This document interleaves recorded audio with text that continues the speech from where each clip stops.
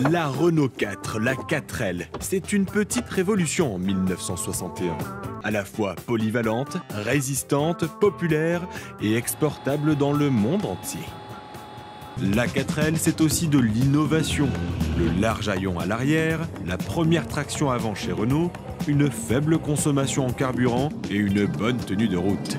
La Renault 4 s'impose dans les villes, dans les champs, les gendarmes l'adoptent, les facteurs aussi, et même les globetrotters. On leur a dit qu'ils allaient participer à l'une des dernières aventures de notre siècle. Il n'en fallait pas plus.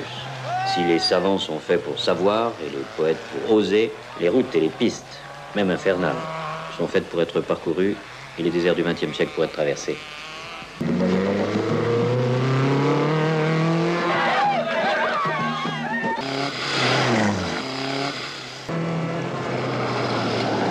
Fais gaffe, sors pas trop. Fais gaffe là, Claude.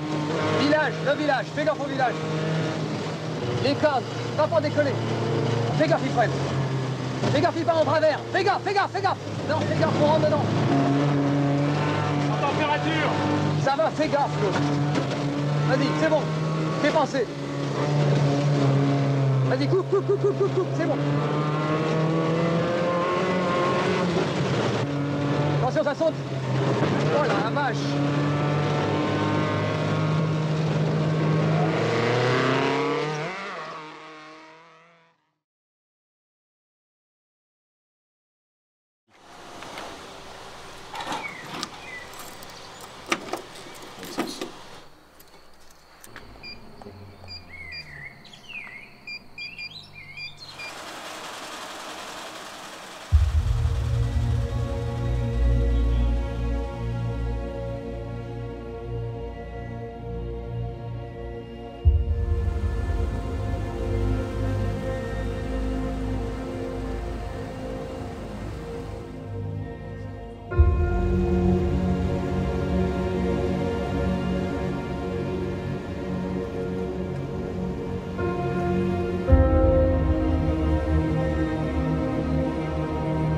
Donc ça y est, après 2 ans de préparation, on est enfin parti pour ce fameux 4L Trophy. Au bout de mois, d'années de démontage, de remontage de 4L, on est enfin parti pour rejoindre Biarritz. On a décidé de couper un peu la route et de faire une première étape en direction de Lyon pour faciliter un peu le trajet, parce qu'il y avait quand même toute la France à traverser jusqu'à Biarritz.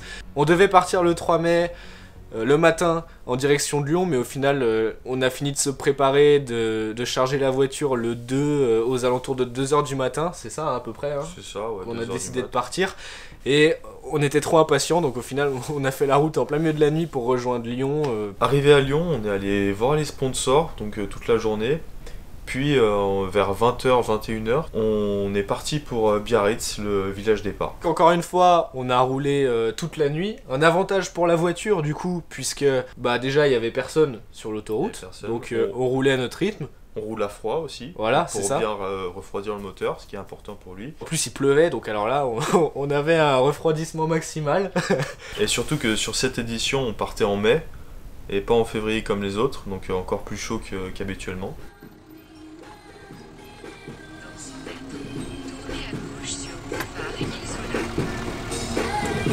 Compte, ça y est, on part maintenant, ça y est. C'est le début, c'est le départ, c'est la direction de Biarritz. Ah, la direction de Biarritz.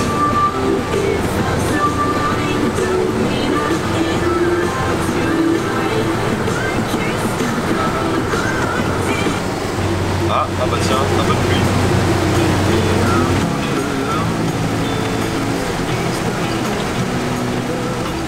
Bon, il est 3h45, aucun souci, donc ça c'est parfait, aucune surchauffe, rien. Et on est à peu près à 1 heure de Bordeaux, donc on arrive à Biarritz sous peu.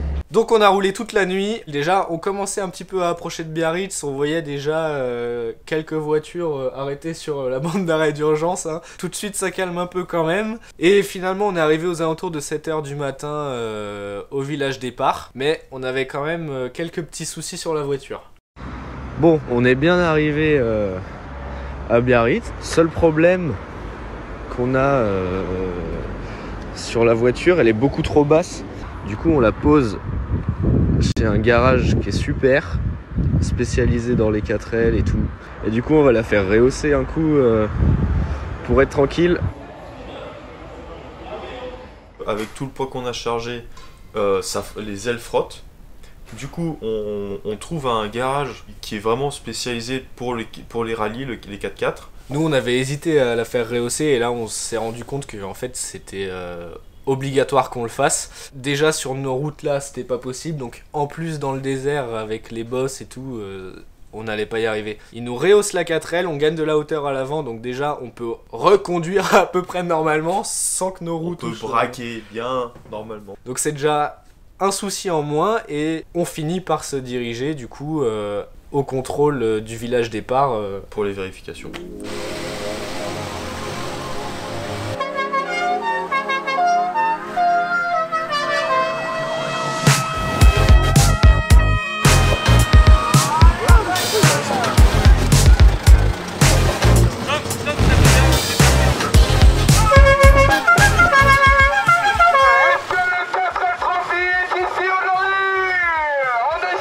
Le grand jour est enfin arrivé. Après de longs mois de préparation, les 4L sont presque prêtes à affronter le désert. Dans quelques heures, près de 900 voitures partiront à l'assaut du désert marocain, direction Marrakech. Mais avant ça, il faut passer les tests techniques. À la base, c'est pas du tout fait pour ça. Donc, ils font quelques adaptations. S'ils essaient de passer en douceur, c'est beaucoup mieux qu'en force. S'ils essaient de passer en douceur, c'est beaucoup mieux qu'en force.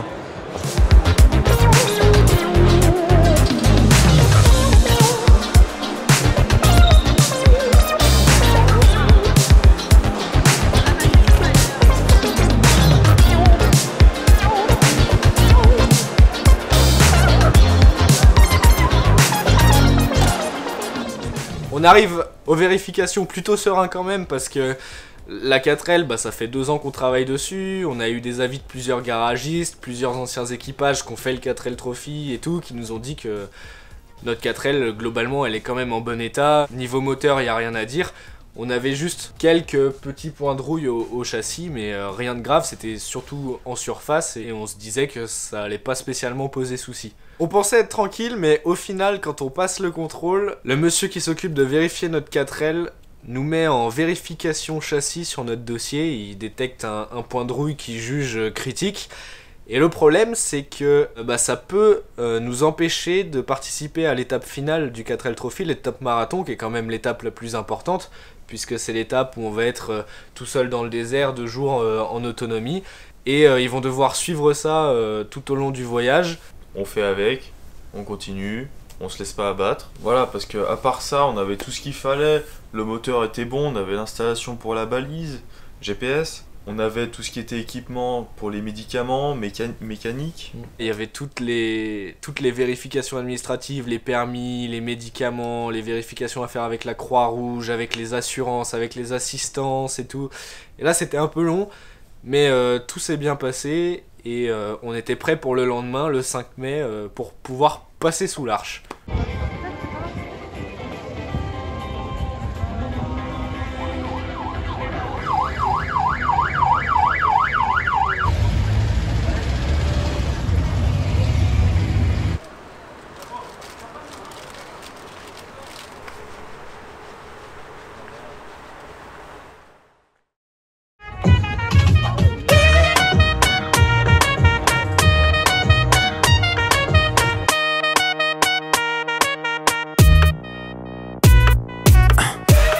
Ya me dicen lo que quieres, que no eres como todas las mujeres.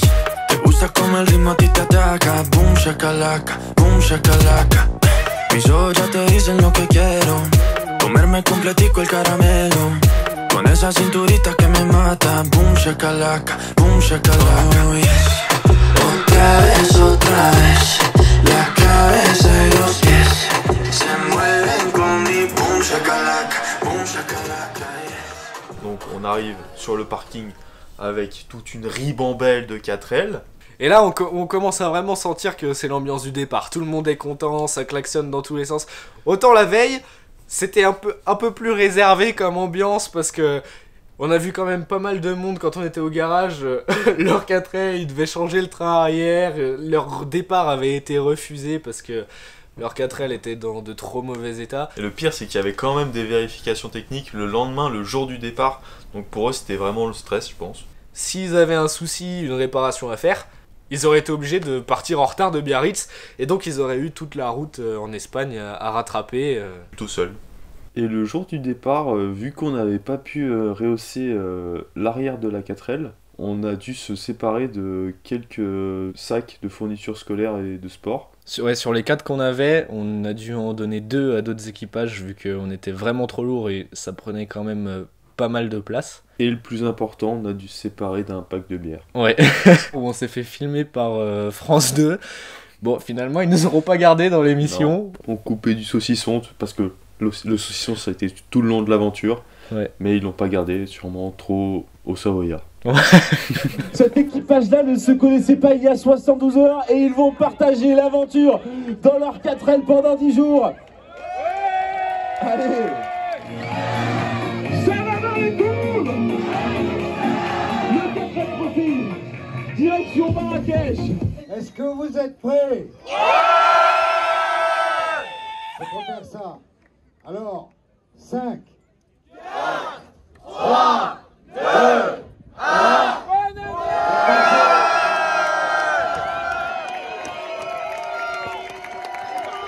N'oubliez pas, soyez prudents sur la route.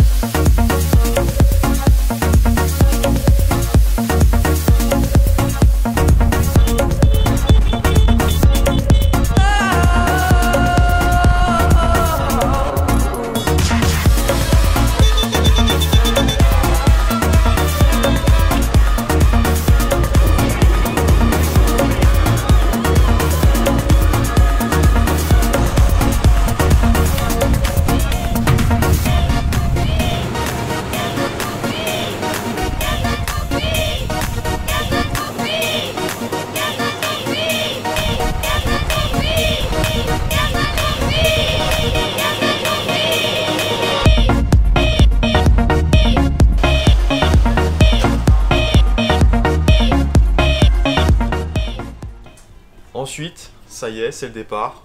On passe sous l'arche. Il y avait plein de monde qui était là pour nous encourager et tout au bord de la route, donc c'était un moment assez sympa. Et moi, ce qui m'a fait bizarre, c'est qu'on passait l'arche où il y avait tout le monde au bord de la route, et 5 minutes après, il n'y avait plus personne, et on était tout seul sur l'autoroute avec d'autres 4L et tout, mais on commençait à aller être livré à soi-même, quoi. Voilà, moi au volant, toi en train de gérer la sirène, faire du bruit, tout ce qu'on pouvait. À peine on passe le péage à Biarritz en rentrant sur l'autoroute, des voitures en panne avec déjà des dépanneuses et tout, des voitures qui avaient perdu des roues. Mais nous, tout va bien. Ça a été un petit peu notre mot d'ordre pendant toute l'aventure quand même, c'était de rouler assez tranquille quand même et de faire attention à la mécanique parce que ça aurait été dommage de gâcher le séjour à cause d'un problème mécanique. Donc on a décidé d'y aller doucement mais sûrement. Pour préserver la voiture et arriver jusqu'au bout. Une fois qu'on a traversé la frontière espagnole, c'est l'heure de l'apéro. Bon, c'est l'heure de l'apéro toutes les 10 minutes sur la route au 4L Trophy. Faire le plein assez souvent aussi. À chaque fois qu'on s'arrête, on croise de nouveaux équipages, on boit une bière, on mange un saucisson et on fait connaissance et c'est trop cool parce qu'on a l'impression d'être tous amis, on est tous là pour s'amuser, pour la même chose et c'est super sympa d'être dans cette bulle-là et d'être dans un monde à part. Voilà, le temps du 4L Trophy, quoi. On partageait tout. Enfin, on allait vivre tous ensemble pendant presque 2 semaines, ce qu'on rêvait depuis 1 ou 2 ans. On arrive à Salamanque le soir du 5 mai, donc le soir de la première journée de route. Et là, on rejoint notre hôtel où il y avait plein d'autres équipages du 4L Trophy. Donc on s'est fait un grand repas tous ensemble. Et puis bah, c'est d'ailleurs dans cet hôtel-là qu'on a trouvé les principaux équipages. Ceux avec qui on a passé plus d'1 semaine pendant le 4L Trophy dans le désert.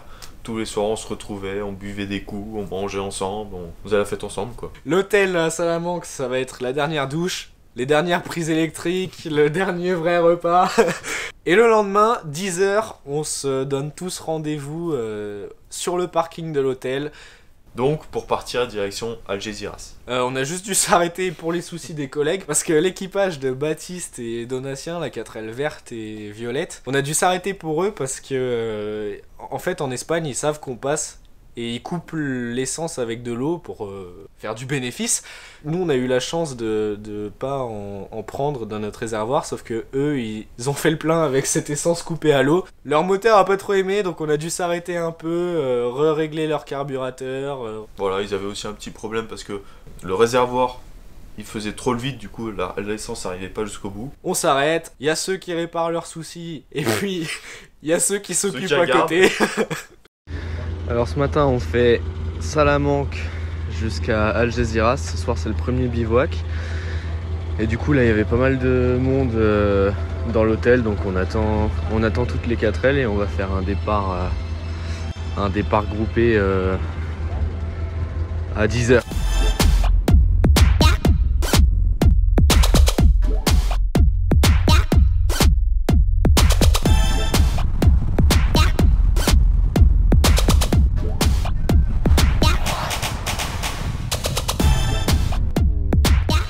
Bon voilà, convoi déjà arrêté. Des équipages qui ont pas mal de soucis. Vous avez juste désamorcé? Ouais. Et vu qu'on a réglé les trucs.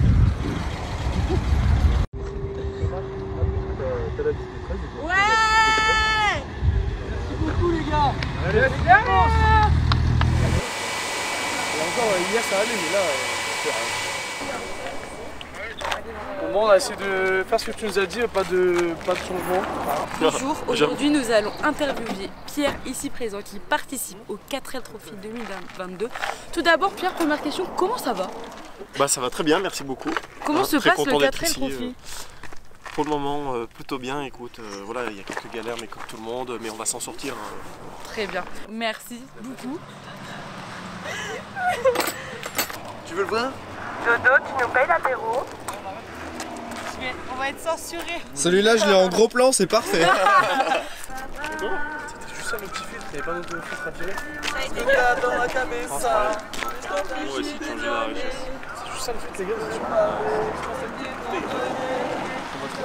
Est-ce qu'on peut le régler le problème? Es un desafío. Oui, elle fonctionne, c'est juste qu'on essaie. Belle voix de Marie quand même. Mais franchement, ouais.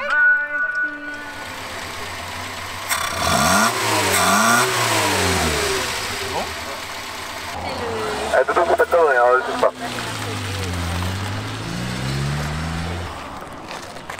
C'est chaud comment le truc il touche le pneu, j'ai l'impression à chaque fois quand il monte. Bah, on vous l'a dit. Tu penses que c'est au calme? Tu penses que c'est au calme? Ici oui, dans le désert, non? Ok, d'accord, bah... C'est cool. C'est rassurant.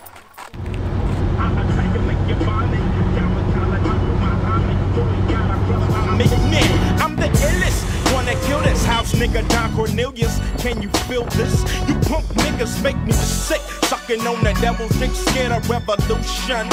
Need to start douching. Houston is the place. I caught a case. The motherfuckers tried to put a scar on my face, but I bust 2 times. Alors on valide le saucisson.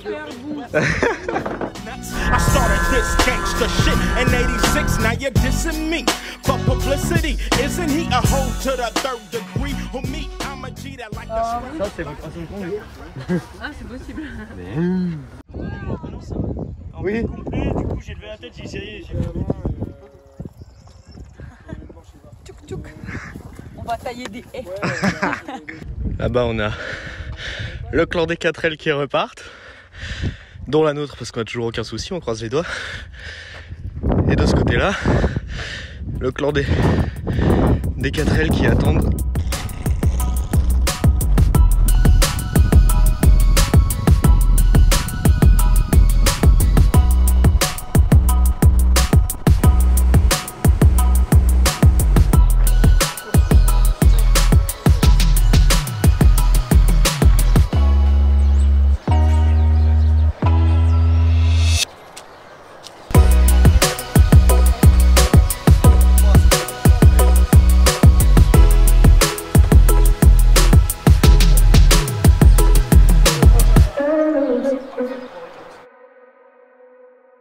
Dis-nous ton problème existentiel. Le problème des bivouacs, c'est qu'on peut pas faire caca. Il y a trop de gens, il y a... Oh, c'est voilà. Allez, petit problème. Hein. Il y va.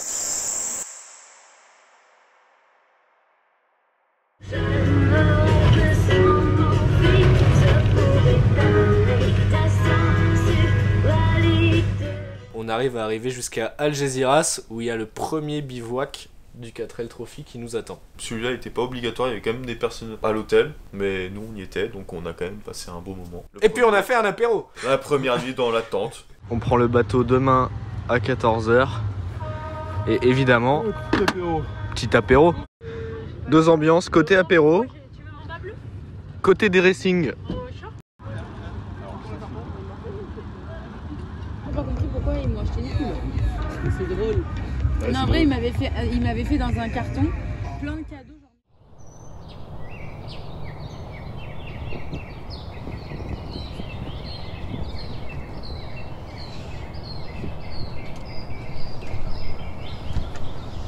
Le lendemain matin, on se réveille de ce bivouac à Algeciras. On passe 2 jours devant le pôle mécanique et on se rend compte de la quantité de 4L qui attend l'aide des mécanos.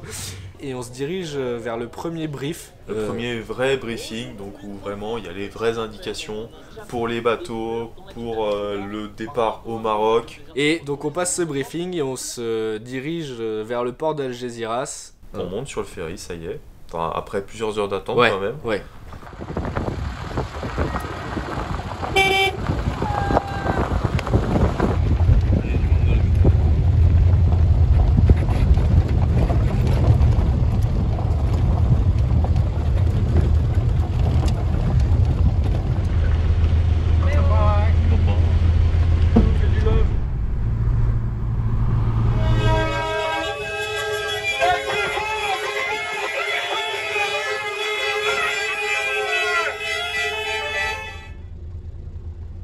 Pendant ce temps-là, sur le ferry, on fait les papiers pour la voiture, pour nous. Et alors faire les papiers c'était très long parce que il y avait quoi? Il y avait peut-être 400 ou 500 4L sur le même bateau.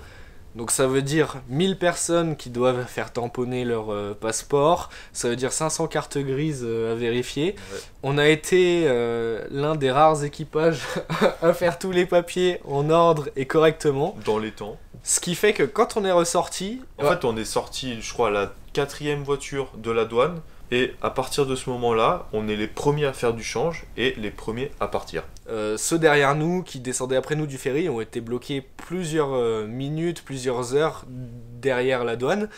Et nous, pendant ce temps-là, on avait notre carnet de route et puis on filait, quoi. Et on commençait à se poser des questions parce que on était passé avant tout le monde et avant même l'organisation, avant même les camions qui nous ont dépassés, peut-être une demi-heure après qu'on ait passé la douane. Et du coup, on s'est retrouvés tout seuls sur l'autoroute au Maroc. Première fois. Ça nous a permis de nous rendre compte quand même concrètement que ça se passait pas comme chez nous, hein, les routes au Maroc. C'est-à-dire que sur l'autoroute, il y avait des troupeaux de bêtes qui traversaient, des piétons, et c'était quand même assez dangereux parce que quand on n'a pas l'habitude de voir tout ça sur l'autoroute, ça surprend quand même. Et donc au bout de plusieurs dizaines de minutes sur l'autoroute, on avait bien roulé, on voit dans le rétro carré les camions de l'organisation qui nous doublent. Ils savent pas ce qu'on foutait là. Le directeur de la course qui nous a fait coucou parce que on était en avance sur lui quand même. Ouais.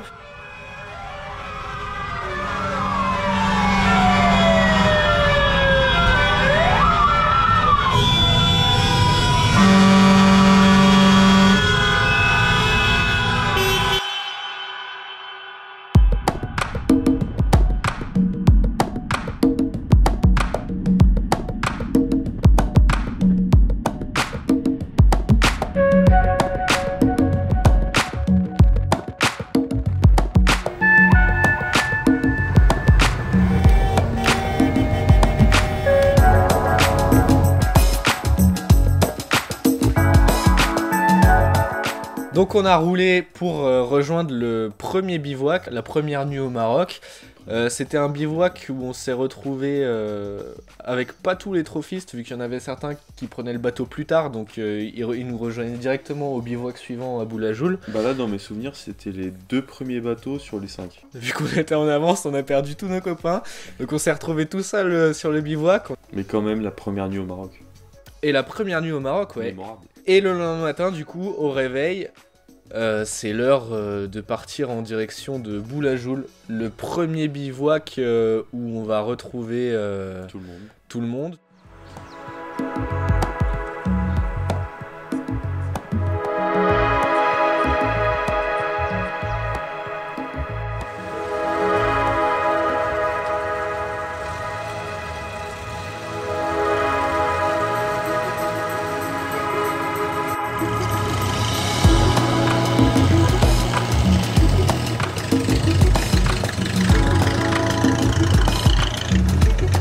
Et donc on roule et là c'est encore pas très désertique, il y a encore pas mal de verdure, mais c'est quand même un peu dépaysant parce qu'on voit du coup ceux qui s'occupent de leurs troupeaux en pleine ville et tout. On commence à voir les enfants qui nous voient passer et qui sont contents, donc ça fait plaisir, on fait coucou à tout le monde, même pas que les enfants d'ailleurs.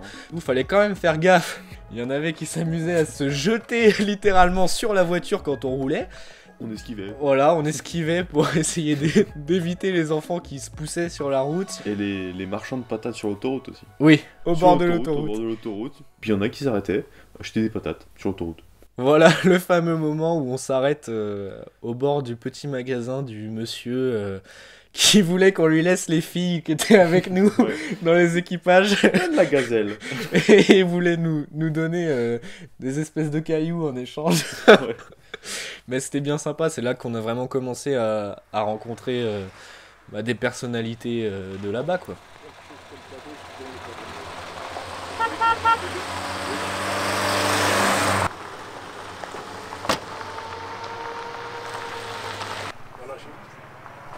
Je te fais moins cher.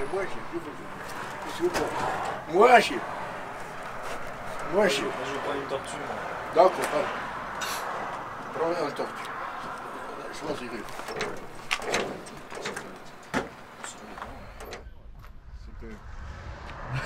Le dernier, tu as fait une photo de moi. Le dernier. Non, j'étais pas là. Bon, je te fais moins cher. Je vous jure. Bah le chat il veut pas s'en aller de... Tu vas le voir hein? Tu vas voir quelqu'un d'autre. Allez.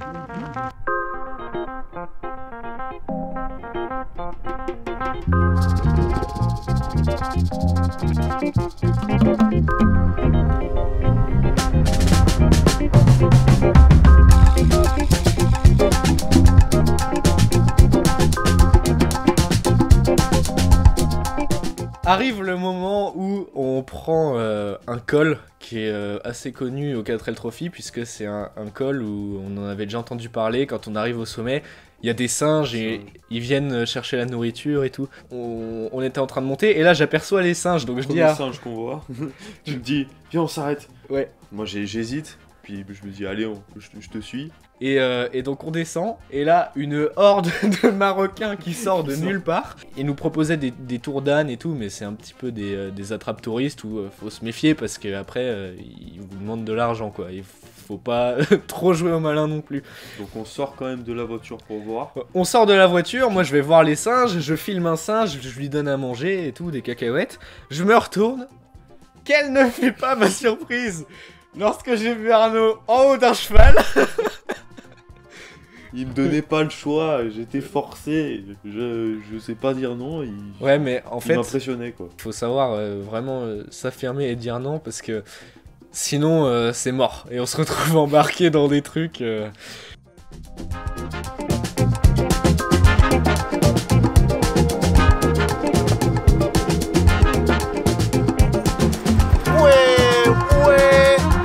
Adek. Non. Alors, tu le vis comment? Tu vas prendre le 4x4. mon ami. Allez, oh, bravo, mon ami. Allez, 3.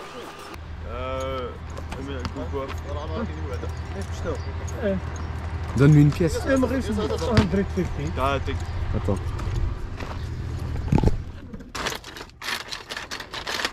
Oh non. 200 dirhams. 200 20 euros. Non. C'est cher.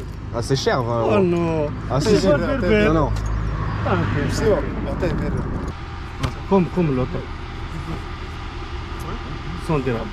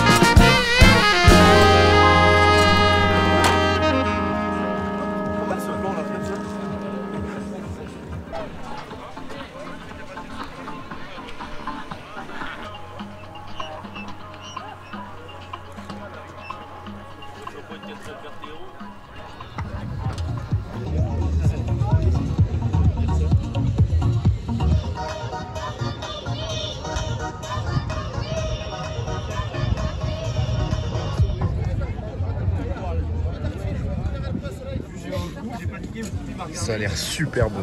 C'est incroyable.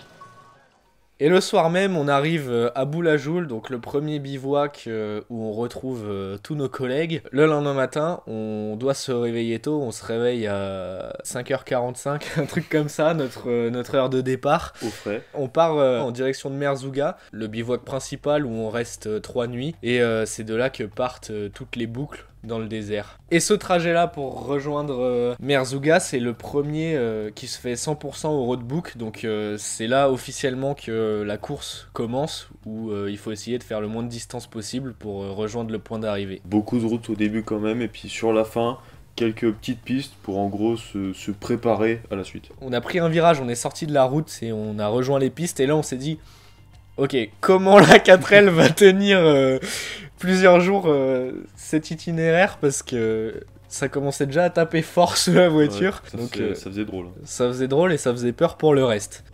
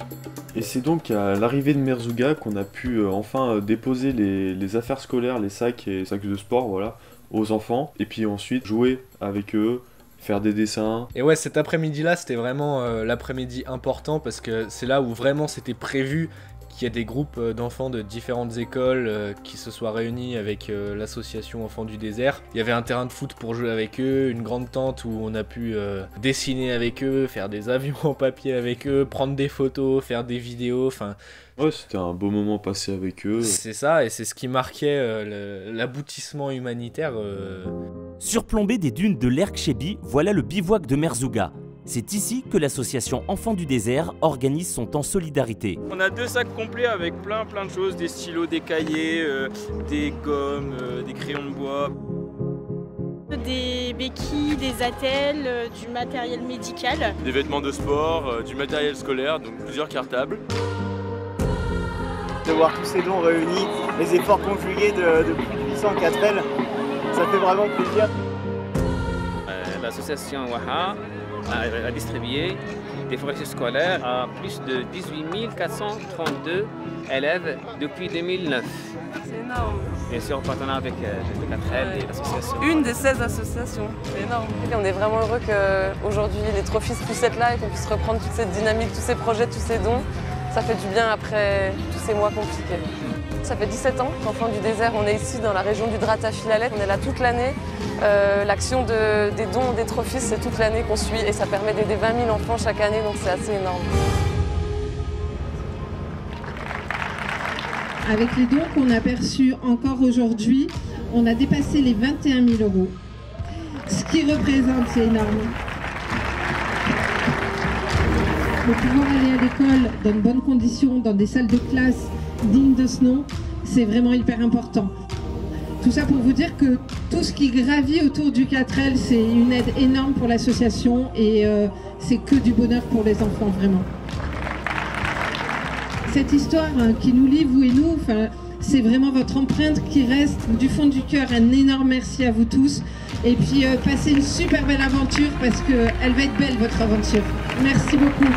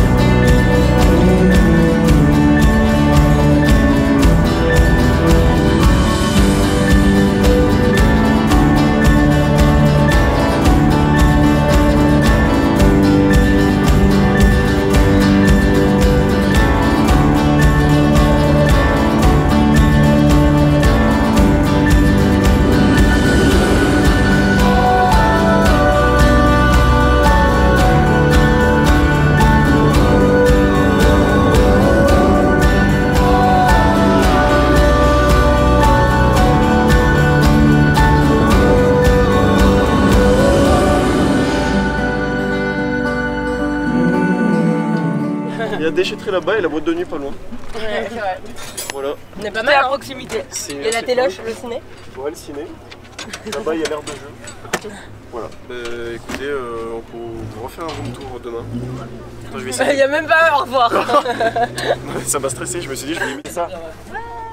Aujourd'hui, au programme du thé, du sable et des chameaux. C'est super drôle. Quand ça coupe, c'est trop Ça drôle. fait quoi si on zoome? Par contre, ça a un beau coucher de soleil. Hein. Allez, mon rouilla, filme-moi ça, mon rouilla.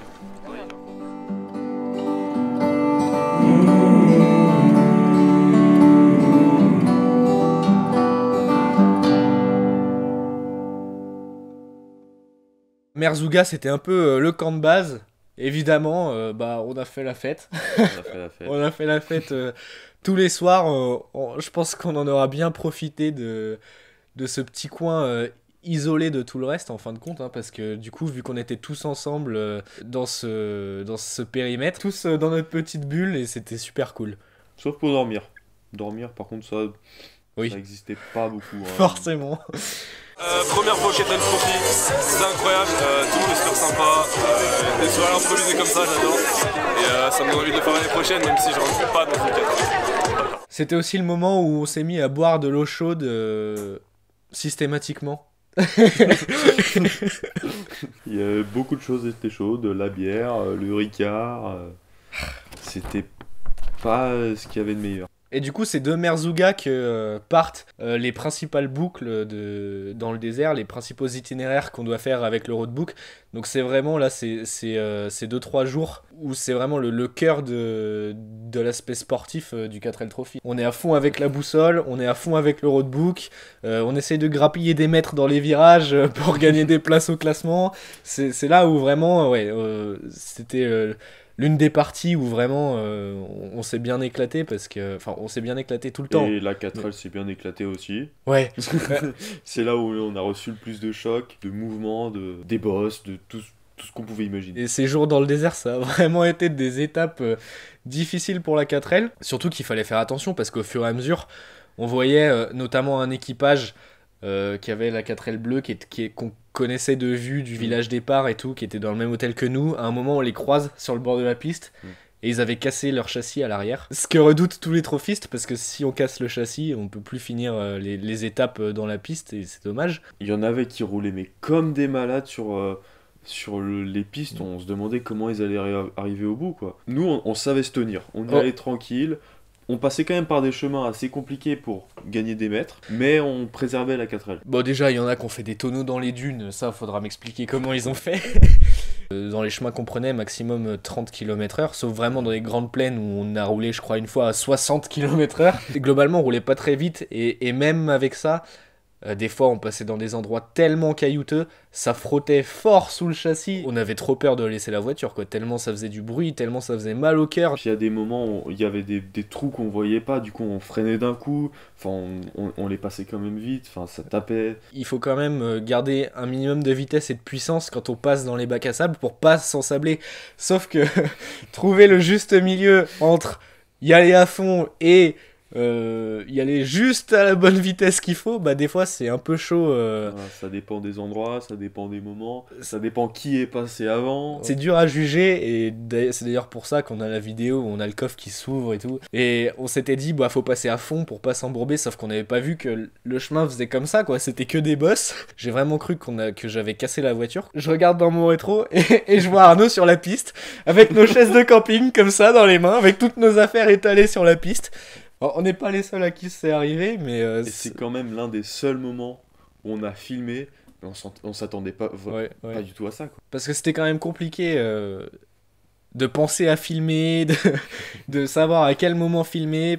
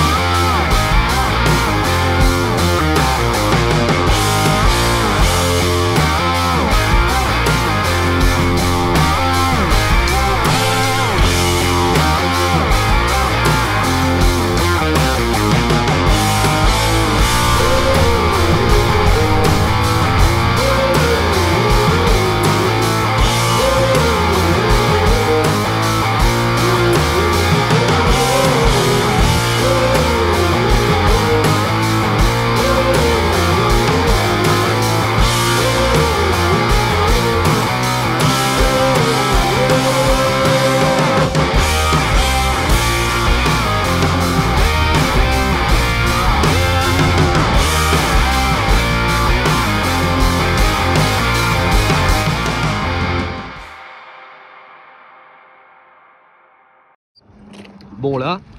Il y a le bac à sable là-bas où tout le monde passe sans sable petit à petit. Et on le voit pas, mais ça fait des immenses bosses. Et du coup, on est passé, nous on s'est pas ensablé, mais on a sauté dans tous les sens. Là, en dessous de la voiture, là il y a le plancher qui a pris des coups. Et on a tellement tapé que le coffre s'est ouvert au milieu des bosses là-bas, on a tout largué. Du coup on vérifie un peu, donc il y a l'air d'y avoir rien de trop grave en dessous, mais bon, ça fait mal au cœur là au fil de la journée. La pauvre 4L qui se prend des coups de partout.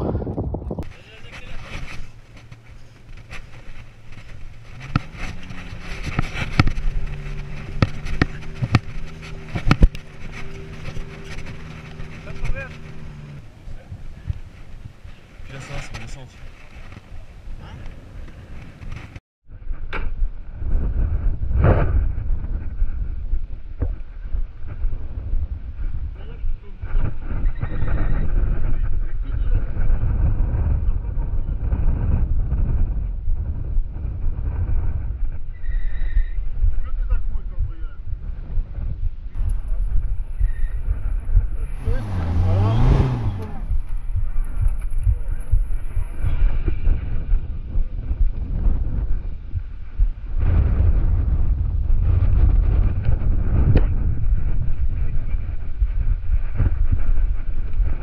Vas-y, go.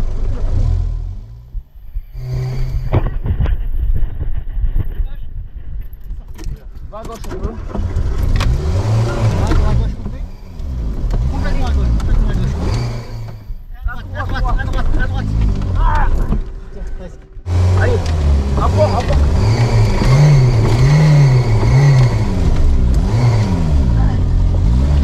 On prend l'accélération, en vrai, tu reprends l'accélération.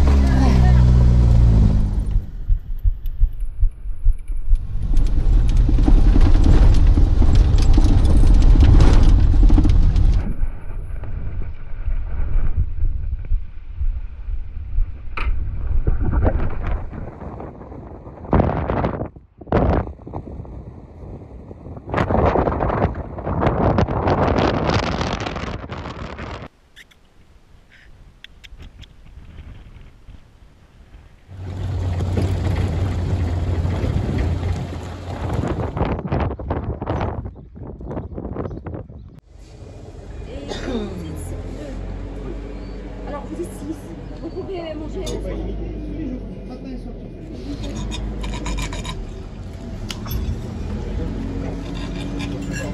vraiment une tuerie cette pizza là.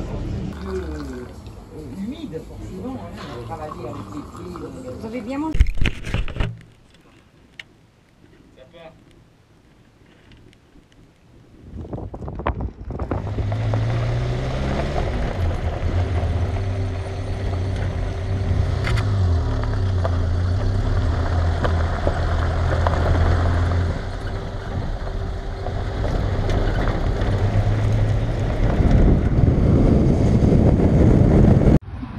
Voilà, du coup on est arrivé. Alors ce qui est bien, c'est qu'on a eu l'autocollant, on devait avoir un suivi sur le châssis.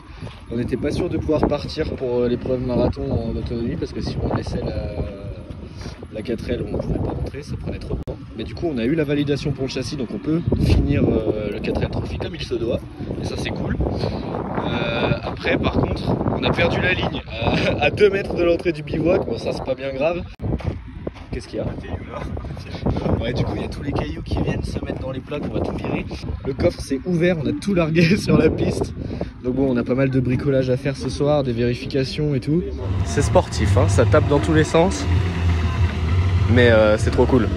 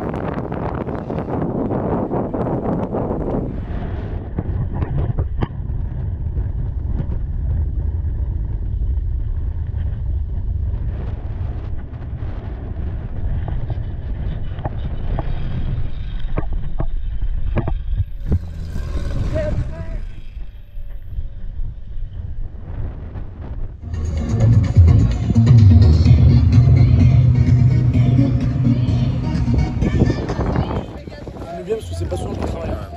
Non, non, j'adore les saucisses. Il y a pas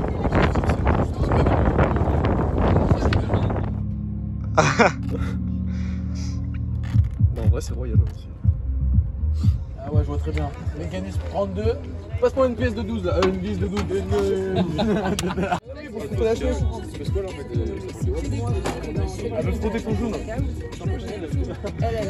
Le dernier soir du coup à Merzouga, après toutes les boucles qu'on a faites, on a décidé quand même d'aller rendre un petit moment visite au pôle mécanique. C'était là où toutes les 4L arrivaient, des fois dans des états, bah, c'était plus que des tas de ferraille quoi. Et on s'est dit que quand même on avait eu de la chance, enfin de la chance ou d'avoir fait les bonnes préparations nécessaires, parce que quand on est arrivé là-bas, il y avait des 4L, elles étaient mortes quoi, soit le moteur, soit le châssis qui était détruit. Et puis le problème c'est que si on avait un souci mécanique, que ce soit en journée ou même en pleine nuit, parce que du coup toute la nuit ils arrêtaient pas les mécanos, ils faisaient un travail de malade quand même. Fallait attendre plusieurs heures avant que ce soit au tour de sa 4L de passer aux réparations quoi. Donc nous on a eu cette chance là de pas avoir besoin d'y aller.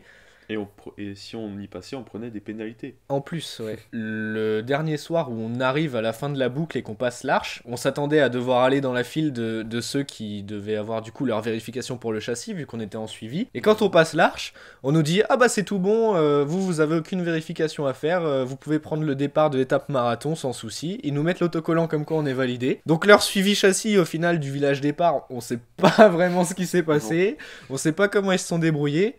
Mais on était content quand même de pouvoir prendre du coup le départ de l'étape marathon et de finir quand même ce 4L Trophy comme il se doit, parce que c'est l'étape mythique quand même du 4L Trophy. Et ça aurait été dommage de devoir le finir par la route. Voilà, donc l'étape marathon qui est quand même une étape sur 2 jours. On a fait toutes les pistes le premier jour. On arrive du coup au checkpoint. On décide quand même d'aller dormir pas loin, parce que là c'était la seule nuit où on était en autonomie totale. On pouvait dormir où on voulait.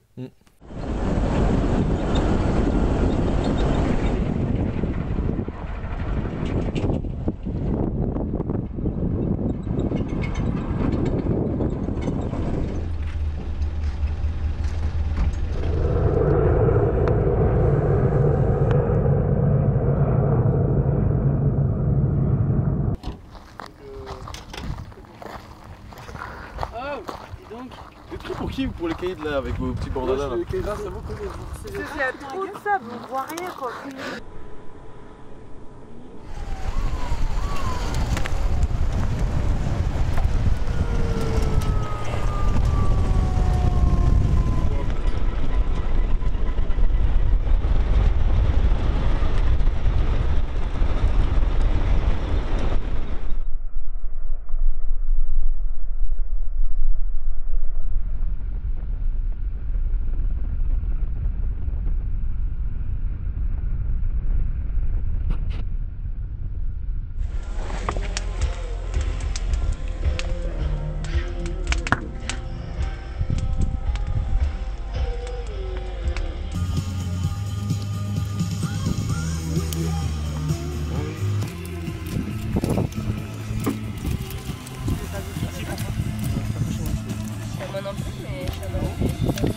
Les gars, en vrai, je vous conseille de bouger votre tente vers là-bas parce que si jamais.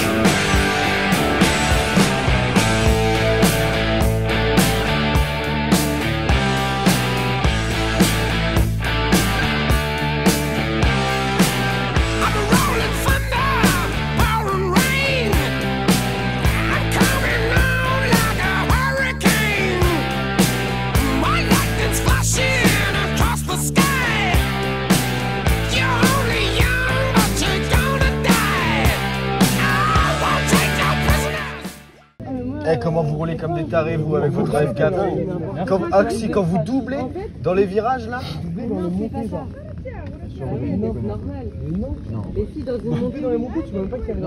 Et puis Marrakech, du coup, l'arrivée au circuit automobile de Marrakech, où là on est passé, ça y est, aucun souci toujours, donc là, alors passé l'arche d'arrivée, on n'en avait plus rien à faire, on est allé à fond sur le circuit, en détente, on faisait plus attention à rien, on était arrivé, c'est bon. C'était l'arrivée, c'était mythique, c'était la fin quand même d'une longue étape dans le désert.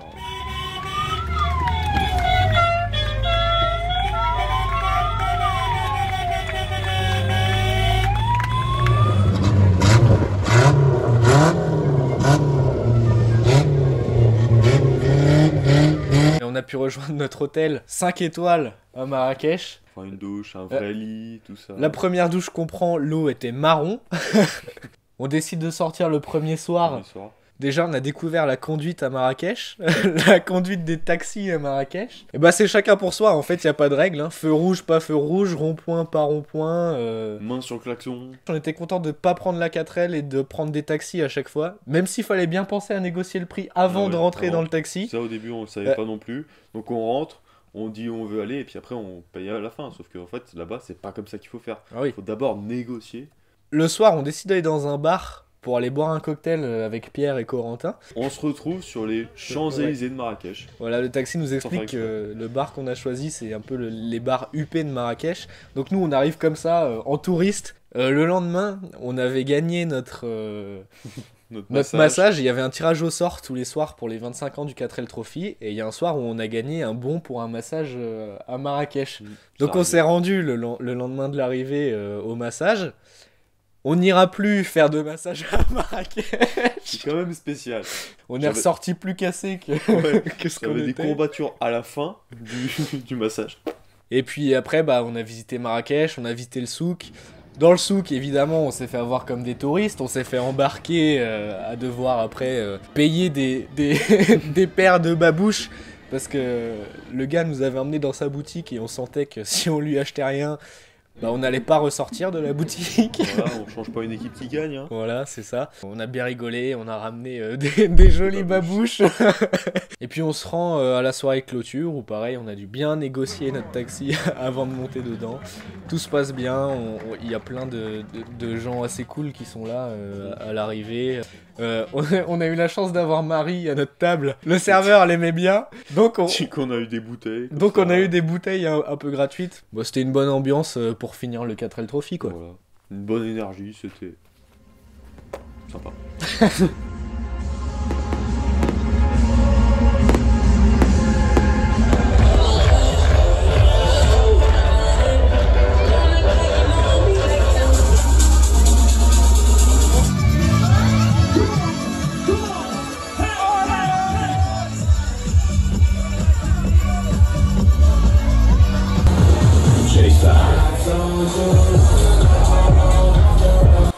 On quitte l'hôtel après 2 belles nuits d'hôtel. On s'est bien reposé. On part du Maroc, on retourne en Espagne et en France. Ça y est, c'est fini. Là, ce moment-là, ça a été un peu fatigant parce qu'on a pris le bateau qui en plus avait du retard, donc faut attendre dans les files pour prendre le ferry. Et on est arrivé en Espagne aux alentours de 23h30, minuit à peu près. Donc on est là, à ce moment-là, on avait dit au revoir à tous nos copains parce qu'ils prenaient le bateau pas en même temps que nous. Il y avait juste Corentin et Pierre encore qui restaient avec nous, on était sur le même bateau. En arrivant à Algeciras, petit McDo parce que ça fait du bien. Et au final, on s'arrête à Marbella, dont on a pris un petit hôtel à 4, très sympa. Et le lendemain, du bas de l'Espagne... Jusqu'à chez nous, il nous restait à peu près 15 ou 16 heures de route. Donc nous, on voulait tout faire d'un coup, en faisant des pauses, évidemment, en s'arrêtant manger et tout. Alternant. Ouais. Et donc on commence à rouler en Espagne. Et là, l'autoroute en bas de l'Espagne, pour commencer à remonter, ça commence à être un peu compliqué parce qu'il fait chaud. Et c'est des grosses montées qui s'arrêtent jamais. Et pour la 4L, elle chauffe énormément.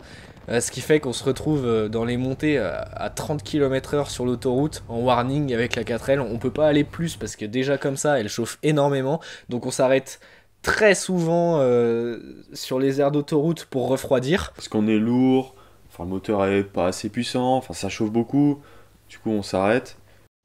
Bon, on continue la remontée de l'Espagne. Là, on fait une pause refroidissement. On est arrivé dans un col, on dépassait pas les 30-40 km/h. Et ça chauffe beaucoup. Et là, vers Valence, vient le drame. Le premier drame, on a roulé toute la journée, il est environ 20 h. Et là, un bruit, le moteur a explosé. Et puis plus rien, le moteur s'est arrêté. J'ai juste eu de quoi m'arrêter sur la bande d'arrêt d'urgence. Pierre et Corentin se sont arrêtés avec nous. On a vu quand même assez rapidement que c'était sur l'allumage, que ça allait pas. Pendant 1 heure, on a essayé de changer beaucoup de choses et tout. On a réussi à redémarrer. Et 200 mètres après, ça recommence, on s'arrête. Donc là, on réessaye vite fait. Pierre et Corentin, du coup, on leur dit bah repartez quand même. Enfin, on va essayer de vous rejoindre plus tard. On ne les rejoindra jamais, non, voilà. Puisque c'était que le début de nos soucis. Il y avait les camions qui passaient au ras de la 4L, et la 4L, elle tremblait dans tous les sens. Ouais. Moi, je me disais, mais c'est pas possible, dans 5 minutes, il y a un camion qui se prend la voiture. Et donc, il nous reste plus qu'à appeler l'assurance pour appeler une dépanneuse, parce qu'il faut qu'on sorte de l'autoroute, quoi.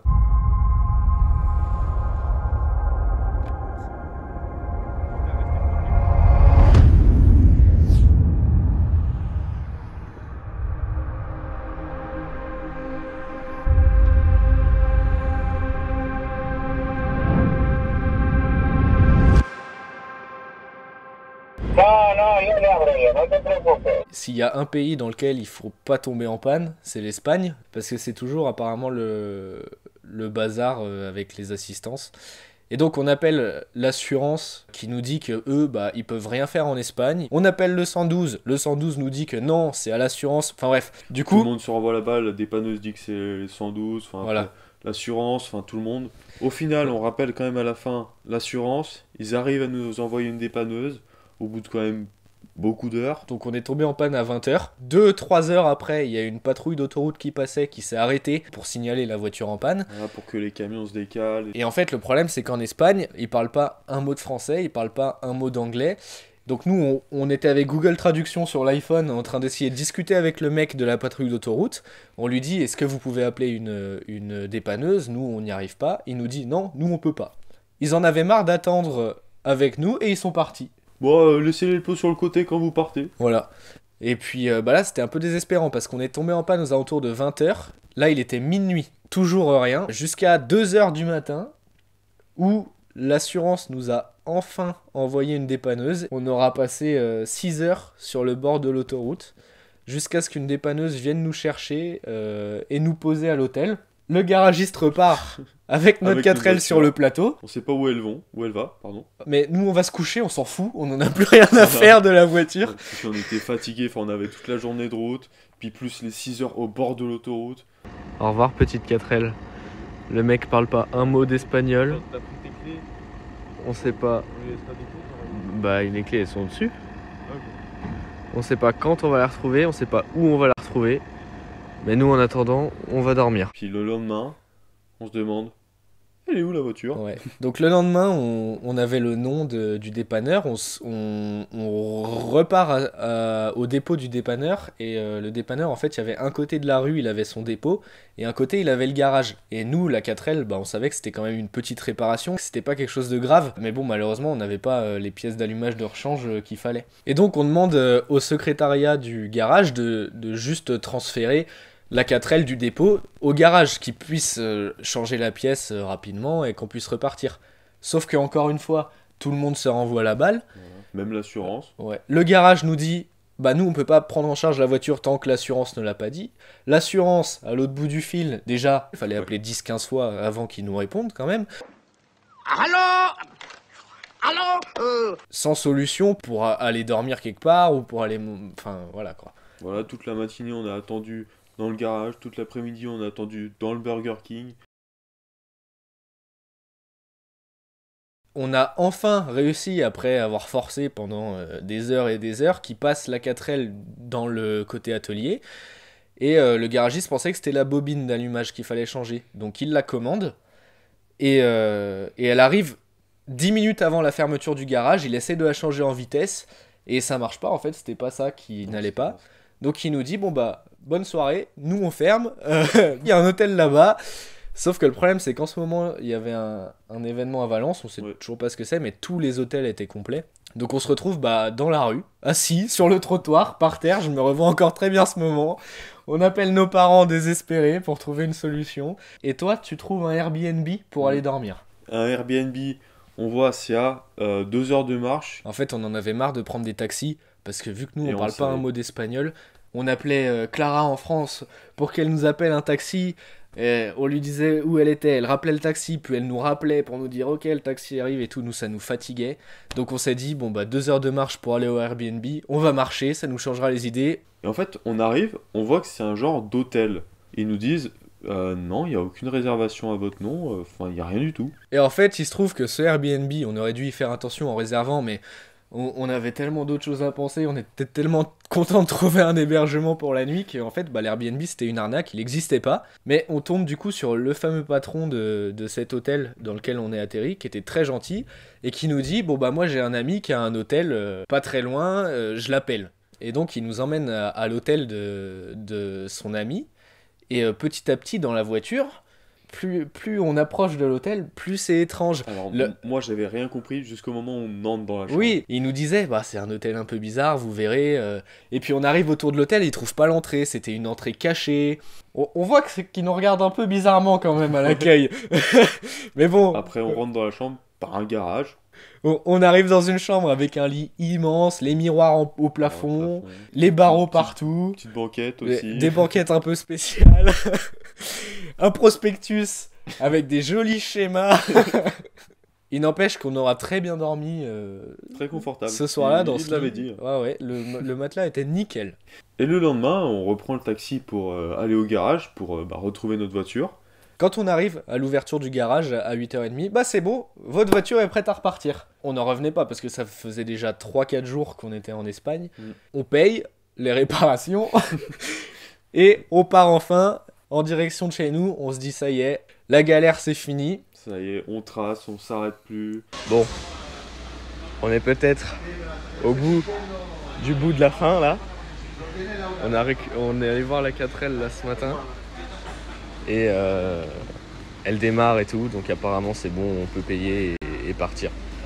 Donc on n'a pas encore roulé avec, donc on va pas crier victoire trop vite, mais elle démarre. On fait 500 km et là, rebelote. La même panne qui revient en fait 500 km plus loin. On était à 70 km de repasser la frontière française. Là ça aurait été moins compliqué pour les réparations, parce qu'une fois qu'on est en France, on peut laisser la voiture éventuellement et reprendre une voiture de location ou quoi, alors que dès qu'il y a une frontière à traverser, c'est pas possible. Donc on apprend un peu de nos erreurs. Donc on a trouvé la pièce qui était défaillante. Donc on essaye de la changer. Sauf que, bizarrement, on n'avait pas ce qu'il fallait. Et du coup, on appelle l'assurance. Allô ? Bon, cette fois-ci, on a quand même une dépanneuse qui est arrivée assez vite. Plus rapidement. En fait, c'est reparti, quoi. On se retrouve dans le camion du dépanneur qui parle pas un mot de français, pas un mot d'anglais. Il va nous poser à son dépôt, et c'est à nouveau le même enfer. Il nous dit, je peux pas vous emmener la 4L dans un garage tant que c'est pas l'assurance qui a dit. L'assurance nous dit, ah bah non, c'est à lui d'abord d'emmener dans un garage. Enfin bref. On prend les choses en main, on cherche tous les garages possibles. Ouais. Et là, on voit un garage Renault, on dit, allez, faut tenter. Ouais. On les appelle. Ils nous disent, bon, il n'y a pas trop de place, mais bon, venez quand même. Du coup, on dit au dépanneur, allez, faut y aller, on y va avant qu'il ferme, parce que c'était quand même assez tard. Et le dépanneur venait de reposer déjà la 4L dans son parc fermé. Ouais. Et je pense qu'il nous a un peu détesté quand on est allé le voir et qu'on lui a dit, allez, faut nous emmener là maintenant, parce que sinon on s'en sortira jamais. On atterrit du coup dans un garage Renault, où le gars était super sympa. En plus, comme de par hasard, ils avaient une 4L, une fourgonnette 4L. Comme d'hab, on n'a pas de chance, ça arrive pile poil à l'heure où ils ferment. Bon, il parlait quand même un peu français aussi. Et là, il nous dit, demain matin, on voit ça et tout. Donc nous, là, plus rien à faire, on se prend on en avait marre, on prend un hôtel avec piscine, une suite, enfin, plus rien à faire, quand on était désespérés. Et le lendemain matin, on part, avec l'espoir de pouvoir rentrer enfin chez nous, après pratiquement une semaine bloqué en Espagne. Une semaine, c'est très long quand on sait pas ce qui va nous arriver, quand on n'a plus d'argent, quand on ne sait pas où dormir. Quand on est dans une zone industrielle où il n'y a rien. Oui, parce qu'en plus, on n'a même pas pu faire de tourisme, parce que si on était tombé en panne à Barcelone, à côté de la plage, bon c'est un mal pour un bien. Sauf que là, on était au milieu d'une zone industrielle où il n'y avait rien. Il y avait des trottoirs, des rues, Sans voiture, sans hôtel, sans rien. Et donc on se rend au fameux garage Renault, très sympa, et on arrive du coup à l'ouverture à peu près, et là on attend qui répare la voiture, on attend, et là on commence à perdre espoir parce qu'on entend... On entend plusieurs fois le démarreur qui y arrive et après s'arrête. Et c'est ça, et des dizaines de fois on entend le démarreur tourner dans le vide et il se passe rien, et à chaque tentative il y a la maison qui s'éloigne de nous de plus en plus. Et à un moment, ça y est, on entend, elle démarre. Ah, et là dans nos têtes c'est waouh. Là on a fait un bond de notre siège, on est tout de suite allé voir. Le gars il nous a dit je fais juste un tour avec pour vérifier et c'est bon. La 4L est réparée. Donc on est reparti. Avant d'être reparti, on a repayé les réparations jusqu'à la frontière. Alors après on n'avait plus rien à faire. Ah, voilà. On a tracé. On avait envie de rentrer. Voilà. On a réussi à rentrer jusqu'à la maison quand même. Voilà, le soir, là, à l'heure de l'apéro. On a pu quand même ramener la voiture après 6000 km dans le désert, après une semaine bloquée en Espagne. Elle nous a ramené à la maison, elle est là. La réparation du garage, c'est encore la même, elle a encore tenu plusieurs mois après, elle roule nickel. Et elle est toujours là. Voilà, on a pu du coup finalement faire cette aventure de 4L Trophy quand même depuis le temps qu'on en parle. Depuis le temps. Et on est très fiers de l'avoir fait. On remercie évidemment tout le monde. Hein. Tout le monde. De nous avoir aidés, la cagnotte, les sponsors, les amis, ceux qui ont participé en achetant des fournitures. Même sans parler d'argent, tous ceux qui nous ont aidés, enfin dans notre entourage, enfin tout le monde quoi. C'est ça, et puis même les messages quand on partageait sur Instagram, tous les messages qu'on a reçus de tous les amis qui nous encourageaient, qui nous soutenaient en Espagne quand c'était la panne, c'était franchement... super cool, et puis je pense que c'est quand même un truc qu'on gardera à vie, hein, voilà. Ce 4L Trophy. Ce 4L Trophy et cette 4L ouais. nous ont fait vivre oui, beaucoup de choses. Ouais, c'est sûr. De belles choses. Et puis bah, jusqu'à ce qu'elle nous ramène encore au Maroc, hein, vous verrez ça au prochain départ.